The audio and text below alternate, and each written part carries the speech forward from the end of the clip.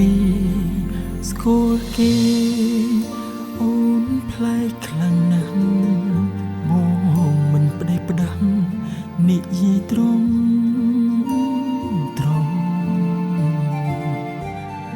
ពេលខ្លាំងធ្វើគោពេលខ្លាំងធ្វើខ្លងហើយតែមិនចង់ជួបក្តីប្រឆា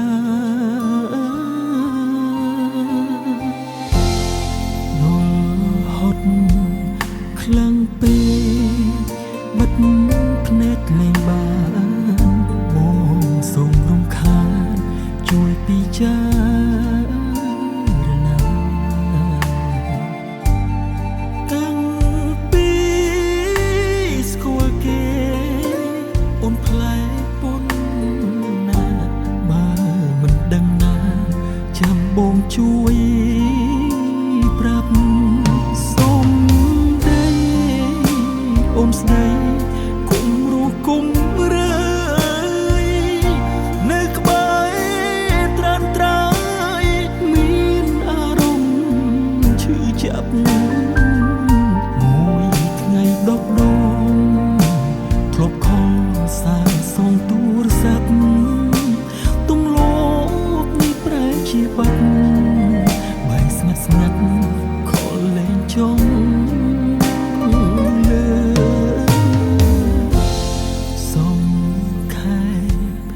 ខ្លីចុកគុំឲ្យអូនធំសូមមិនជំរុញស្នេហ៍ទៅមុខតទុកពេលឲ្យគេសាងស្នេហ៍អូនតប្រហែលជាល្អជាងស្នេហា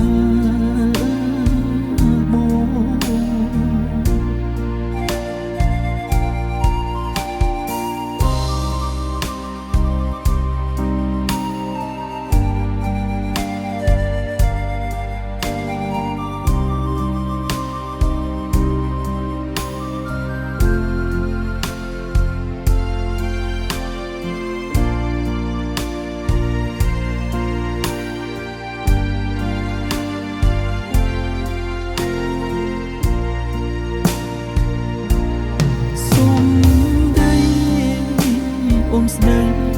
គុំរស់គុំរើយនៅក្បែរត្រានត្រើយមានអារម្មណ៍ឈឺចាប់មួយថ្ងៃដប់ដង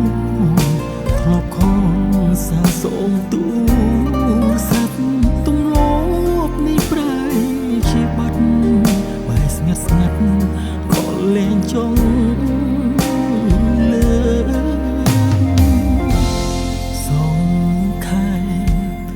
ខ្លីចុកគុំឲ្យអូនធន់សូម